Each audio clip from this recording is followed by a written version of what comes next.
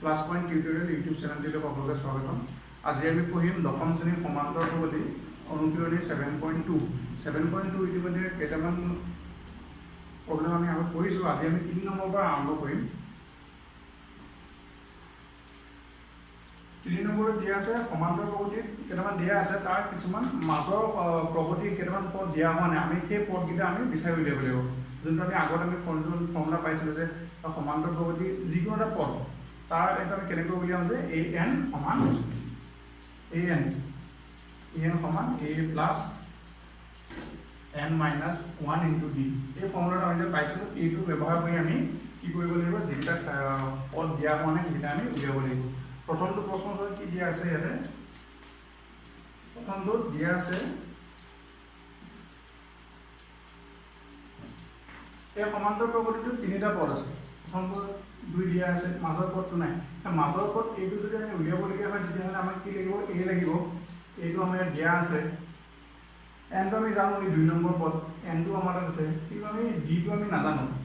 d টো আমি উলিয়াব পাৰিলো হয় যদিহে ইয়াত আৰু এটা পদ মাজত থাকিলে হয়। এতিয়া আমাৰ প্ৰথমটো তৃতীয়টো দিয়া আছে, প্ৰথমটো তৃতীয়টো সহায়ত আমি d উলিয়াব নোৱাৰোঁ, কিয়নো d উলিয়াবলগীয়া হ'লে সদায় আমাক কি লাগিব, কেনেকৈ উলিয়াম, আমি দ্বিতীয় পদটোৰ পৰা প্ৰথমটো বিয়োগ কৰিলে আমাৰ d ওলাব। নতুবা আমি কেনেকৈ উলিয়াব পাৰোঁ, 3 নম্বৰটোৰ পৰা আমি 2 নম্বৰটো বিয়োগ কৰিলেও আমাৰ কি হয়, d ওলায়। কিন্তু ইয়াতে তেনেকুৱা নাই। ইয়াতে তোমাৰ a3 আছে আৰু a আছে, মানে a1 আছে। এইটো বিয়োগ কৰিলে আমি ইয়াৰ পৰা আমি d টো আমি পাব নোৱাৰোঁ। গতিকে আমি d টো আমি আগত উলিয়াই ল'ব লাগিব এই পদটো পাবৰ কাৰণে। d টো আমি উলিয়াবলগীয়া হ'লে এটা কথা চোৱা, এইটোতো d কথা নাহে ইয়াত, কিন্তু এই কথাত চোৱা ইয়াত গোটেইকেইটা কথা ইয়াত মিলি যায়। এই 3 নম্বৰ পদটো, 3 নম্বৰ পদটোৰ কাৰণে আমাৰ কি আছে, a আছে, এইটো কাৰণে a পাওঁ, তাৰপিছতে এইটো n পাওঁ, 3 নম্বৰ পদ n টো আমি ইয়াতে পাওঁ, লগতে ইয়াতে আমি কি হয় d টো নাপাওঁ, কিন্তু এইটো যিহেতু পদটো আমাক দিয়া আছে ইয়াৰ পৰা আমি d মানটো উলিয়াই ল'ব পাৰোঁ। কেনেকৈ এইটো আমি কৰি চাম।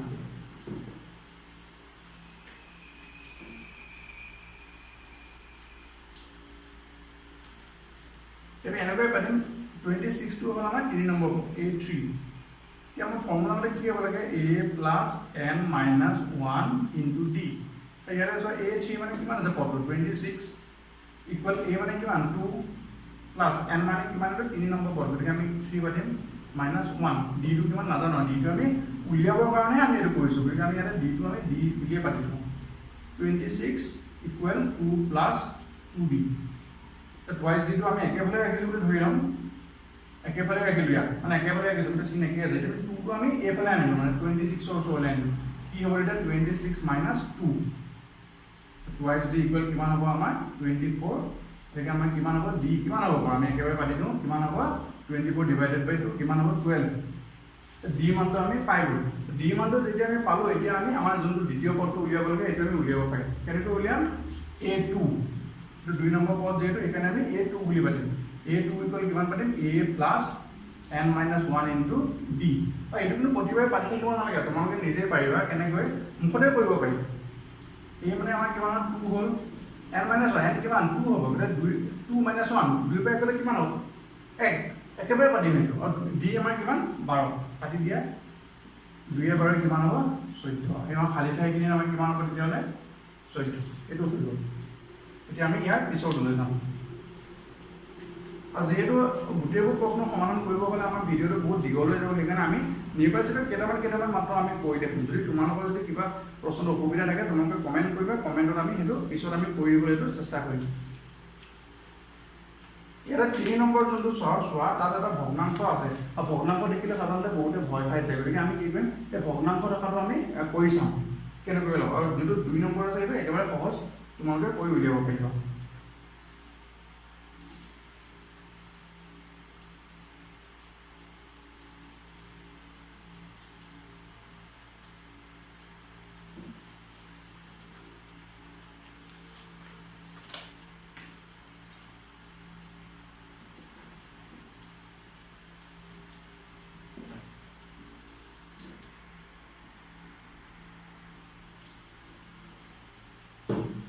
এইটোতো একে, অলপ আগত আমি যিখিনি কথা কৰো এইটো সেই একে কথাখিনিয়ে খাটিব। মাজৰ পদ এটা উলিয়াবৰ কাৰণে আমাক d লাগিব, d টো আমি নাজানো, গতিকে এইটোৰ পৰা আমি d টো উলিয়াই ল'ম, তাৰপিছত আমি পিছৰ পদ দুটা উলিয়াম। এইটো আমাৰ কেই নম্বৰ পদ হ'ব, এইটো 1 2 3 4 এইটো 4 নম্বৰ পদ a4 ইকুৱেল কিমান হ'ব a প্লাস 4 minus 1 হ'ব একেবাৰে বাটো 3 হ'ব d a4 মানে কিমান আমাৰ এইটো পদ a মানে কিমান 5 প্লাস 3 d আমি d টো আমি নাজানো উলিয়াম এইটো তো এইটো আমাৰ মিশ্ৰ ভগ্নাংশত আছে এটা আমি অপরোক্ষ ভগ্নাংশত নিলে কি হ'ব 2 9 গুণ 18 18 কে 19 সমান সরি এই মানটো পাতা মানে এই মানটো পাতি লব লাগিব এই মান হ'ব 5 প্লাস 3d এটা সোয়া কি কৰিম আমি 3d টো আমি একেবাৰে ৰাখিছো 5 টো আমি এফালে লৈ মানে সংখ্যাবিলাক আমি একেবাৰে দিব লাগিব তেতিয়া আমি যোনটো চলকৰ মান আমি নাজানো সেইটো আমি উলিয়াব পাৰো আমি 3d টো আমাৰ একেবাৰে আছে বুলি ধৰি লোৱা একেবাৰে আছে 5 টো মাত্ৰ আমি এপ্লাই কৰিছো কি হ'ব এতিয়া 19/2 minus 5 এখিনি মই এফালে কৰিছো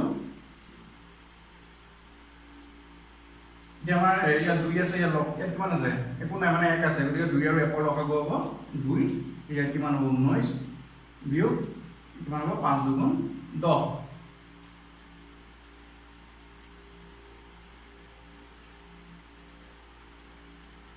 এতিয়া আমি কি কৰিব লাগিব d টো ৰাখিলো 3 টো এফালে যাব 3 টো আছে এফালে ওপৰত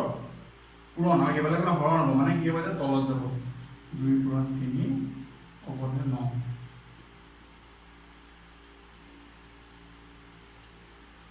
d হৈ গ'ল তোমাৰ 3/2 এইটো গতিকে আমাৰ এটা এইটো পদ কিমান হ'ব এতিয়া এই সৰি দ্বিতীয় পদটো a টো কিমান হ'ব a + d ইয়াৰ লগত তোমাৰ 5 ৰ লগত এইটো 2/3 টো যোগ কৰিলে পাম কিমান হ'ব 5 ৰ লগত যদি 2/3 যোগ কৰো কিমান হ'ব এইটো হ'ব তো ইয়াৰ লগত আকৌ আমি 2/3 যোগ কৰিলে পিছৰটো পাম কিমান পাম এতিয়া এইটো লগত তোমাৰ যোগ কৰা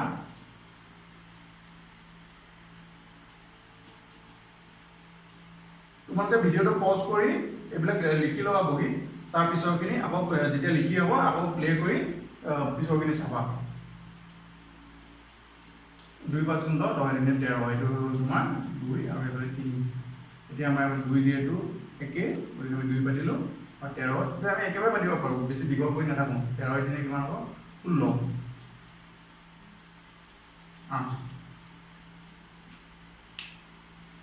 বহুত ছাত্ৰ-ছাত্ৰী কি কৰে পঢ়ি উঠি কিতাপৰ পিছফালে যে উত্তৰমালা থাকে উত্তৰমালাত কিছুমান মিলাইছে এই প্ৰশ্নটো তোমাৰ এটা টাৰ্ম তোমাৰ ভুল হৈ আছে তোমাৰ এই টাৰ্মটো তোমালোকৰ ভুল হৈ আছে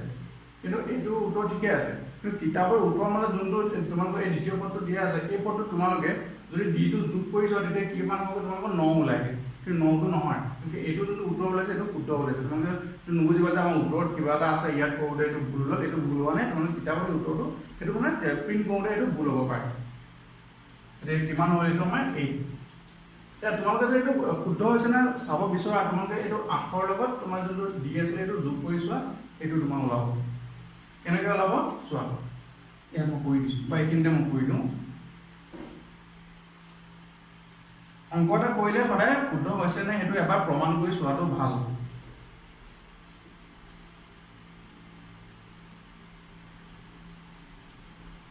এটা কোনা মানে 1 আছে লসাগু হ'ব 2 গতিকে মানে কিমান হ'ব এতিয়া 2 * 16 যোগ 3 মানে কিমান হ'ব 16 দিনে 19 2 এতিয়া আমি এইটো অপকৃত ভগ্নাংশত মিশ্ৰ ভগ্নাংশ নিলে কিমান হ'ব 2 * 9 = 18 আৰু বাকি থাকিল 1 এইটো তাৰমানে এইটো ওলাল তাৰমানে কি আমাৰ যোনটো d আমাৰ উলিয়াবলৈ কৈছে d টো শুদ্ধ হৈছে আৰু আমাৰ a2 আৰু a3 দিব আমাৰ শুদ্ধ হৈছে এটা এইখিনি আমি মাত্ৰ আৰু এটা কৰিম এইকেইটা আমাৰ d উলিয়াই আমি কৰিলো কোনোবাটো আমাৰ a উলিয়াবলগীয়া আছে গতিকে আমি যোনটো a উলিয়াবলগীয়া তেনেকুৱা এটা কৰি দিম তেতিয়া তোমালোকৰ বুজাটো নাইকিয়া হৈ যাব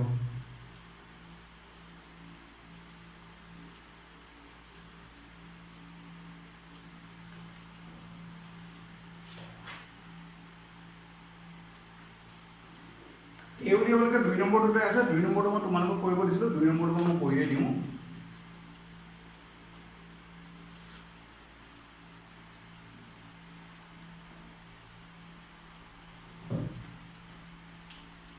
তো এইটো কেনেকৈ কৰিম যোনটো আমি নাজানো এইটো বাদ দিলো যেটো আছে আমি যেটো মানে গুটেকেইটা বস্তু আমি উলিয়াব পাৰো তেনেকুৱা এটা পাতি লৈ আমি তাৰ পৰা সমাধান কৰিম এটা 13ৰ ক্ষেত্ৰত আমি কেনেকৈ পাতিব পাৰো 13টো আমাৰ a2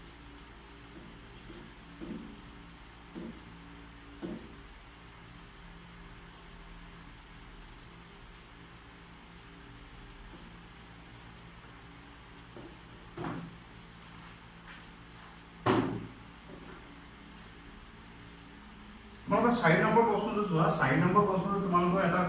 প্ৰপাৰ্টি দিয়া আছে সমান্তৰাল প্ৰপাৰ্টি তাৰ পদকেইটা হ'ল 3 8 13 18 এই সমান্তৰাল প্ৰপাৰ্টিটো কোনটো পদ 78 মানে an = 78 ইয়াত তোমাৰ এই n টো উলিয়াব দিছে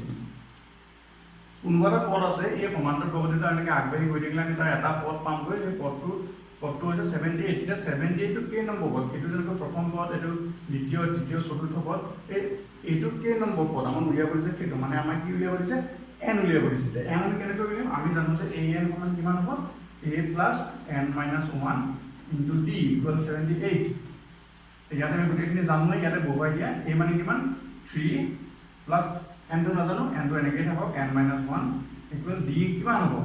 d কিমান হ'ব আমি দ্বিতীয় পদটোৰ পৰা প্ৰথমটো বিয়োগ কৰিম 8 পৰা 3 গ'লে হ'ব 5 13 পৰা 8 গ'লে 5 18 পৰা 13 গ'লে 5 তাৰ মানে ইয়াৰ যোনটো সাধাৰণ অন্তৰ d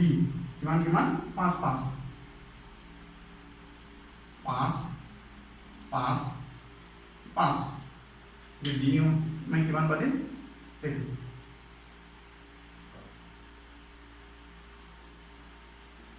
এতিয়া আমি পূৰণ কৰিব লাগিব 5 ৰ লগত কিমান হ'ব 5n - 5 = 78 কিমান হ'ব এটা 5n - 2 = 78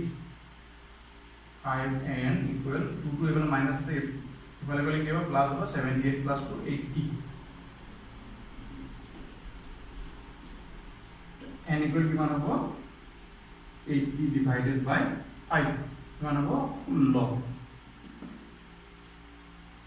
আমি উত্তৰটো কি বুলি লিখিব পাৰো যে তলত লিখিম যে সমান্তৰাল প্ৰপাৰ্টিটোৰ কোনটো পদ 78 আমি কি বুলি লিখিম যে কেই নম্বৰ পদটো 16তম পদটো এনেকৈ প্ৰপাৰ্টি সমান্তৰাল প্ৰপাৰ্টিটোৰ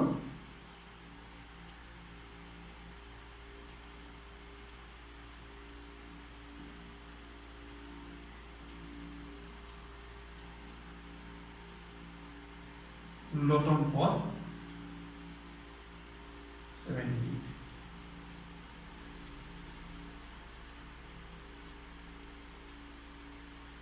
ঠিক আছে বুজি পাইছা যদি কিবা বুজি পোৱা নাই তোমালোকে কমেন্টত জনাবা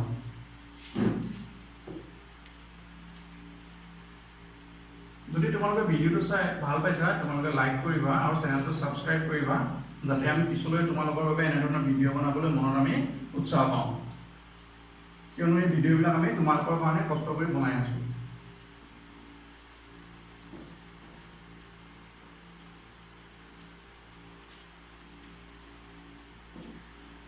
पाँच नम्बर प्रश्न चुआ पाँच नम्बर प्रश्न तुम्हारे कि उलियाब दिसे n उलियाब दिसे एटु जेनेকৈ আমি উলিয়ালো n এটু পিছৰটো তোমালোকক কি উলিয়াব দিছে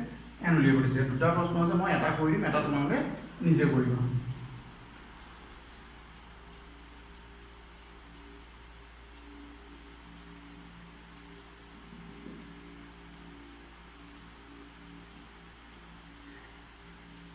এই সমান্তৰাল প্ৰপাৰ্টিটো প্ৰথম পদ 7 শেষৰ পদ 205 কিন্তু ইয়াৰ মাজত কিমান পদ আছে নাজানো আমি মাত্ৰ এইফালে তিনিটা দেখা পাইছো ইয়াত আৰু এটা দেখা পাইছো মানে মুঠতে আমি এতিয়ালৈকে দেখা পাইছো 4টা পদ কিন্তু মাজত আৰু বহুত পদ আছে কিন্তু আমি পদৰ সংখ্যাটো আমি নাজানো সেই পদৰ সংখ্যাটোকে আমাক উলিয়াব দিছে আমি কেনেকৈ উলিয়াম আমি শেষৰ পদটো সহায়ত আমি উলিয়াব পাৰিম কেনেকৈ ইয়াৰ আগত যেনেকৈ কৰিছিলো যে an ইকুৱেল কিমান হয় a plus n - 1 into d তো an মানে আমি শেষৰটো ধৰো তেতিয়া আমাৰ উলিয়াব সুবিধা হ'ব কিমান পাৰিম আমি 205 প্ৰথম পদ কিমান 7 প্লাস n কিমান নাজানো d কিমান উলিয়াই লম কেনেকৈ উলিয়াম দ্বিতীয় পদৰ পৰা প্ৰথম পদ আৰু তৃতীয় পদৰ বা দ্বিতীয় পদৰ পৰা দ্বিতীয় পদ সৰি এটো 13 আছিল 13 - 7 কিমান হ'ব 6 19 - 13 কিমান হ'ব 6 তাৰ মানে ডিফাৰেন্স কিমান আমাৰ 6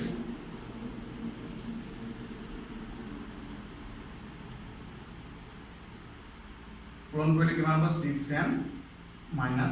6 কিমান হ'ব 7 6 7 জমা 6 বিয়োগ কিমান হ'ব 7 6 গ'লে 1 6n একেবাৰে ৰাখা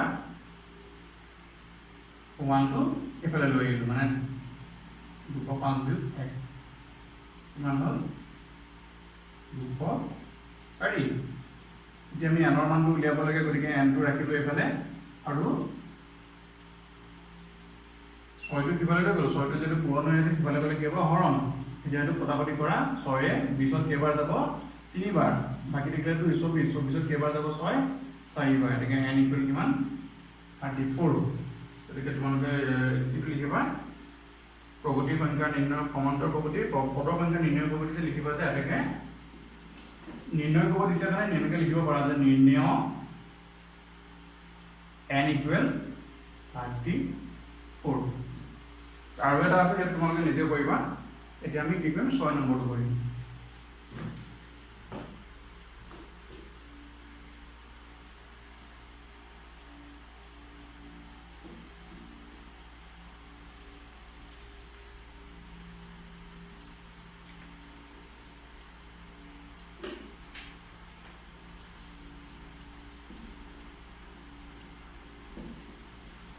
ছয় নম্বৰ প্ৰশ্নটো দিয়া আছে যে তাত এটা সমান্তৰ প্ৰগতিৰ পদ যেটা কিমান দিয়া আছে 11 8 5 2 এই সমান্তৰ প্ৰগতিৰ -150 এই সংখ্যাটো তাৰ এটা পদ হ'ব পাৰে নে নোৱাৰে আমি একেনিষ্টাকে কৰি চাব লাগিব যদি যে ওলাই যে 150 এটো কি সমান্তৰ প্ৰগতিৰ পদ হয় নে নহয় কৰি চালে গম পাম আমি কেনেকৈ কৰিম যে a equal a plus n minus 1 into d probability কিমান আছে লিখি লৈছো 11 8 5 2 যদি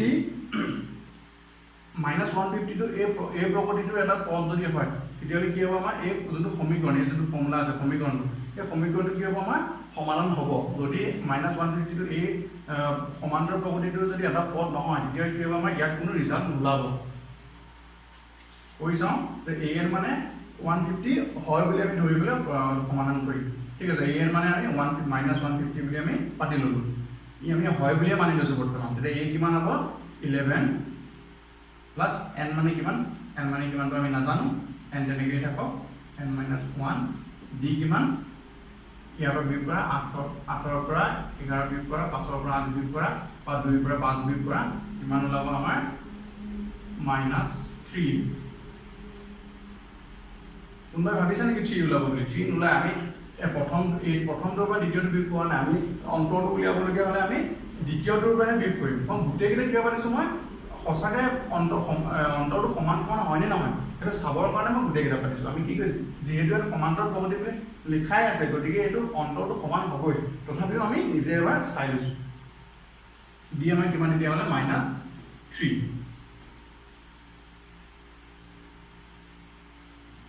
11 মানে কিমান হ'ব পূৰণ কৰিলে প্লাস মানে -3n মাইনাস মানে প্লাস 3 -150 মানে কিমান হ'ব 11 3 14 ইয়াত যেটো বিয়োগ আছে 3n টো এফালে লৈ আহা 3n আৰু কিমান আছে এটো 14 আৰু 150 কিফালে লৈছে কিমান হ'ব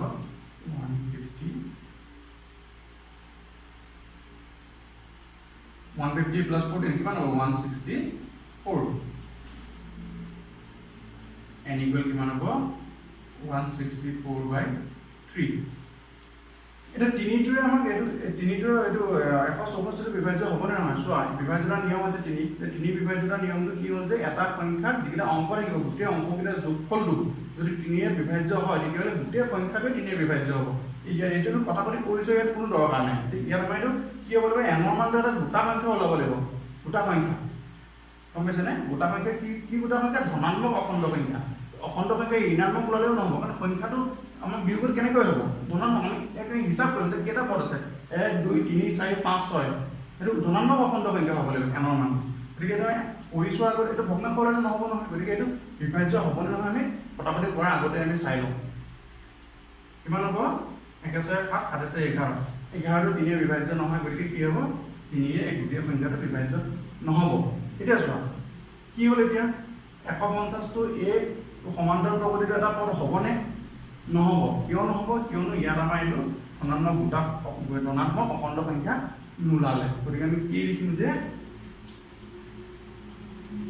এইফালে তোমালোকে তলত লিখিবা, মই ঠাই কম কাৰণে এইফালে লিখিছোঁ। কি লিখিম যে -150, সৰি আমি আগত কাৰণটো লিখি দি লওঁ।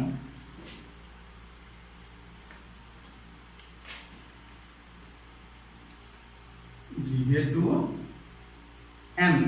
n কি নহয়, এটা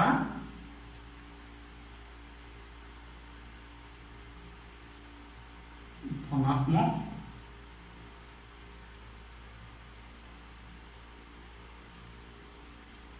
অখণ্ড সংখ্যা নহয়, গতিকে এই তলৰ মই এইফালে ওপৰ লিখি দিছোঁ, এইটো তোমালোকে তলত লিখিবা। গতিকে কি হ'ব, -150 উক্ত সমান্তৰ প্ৰগতিটো এটা পথ নহয়।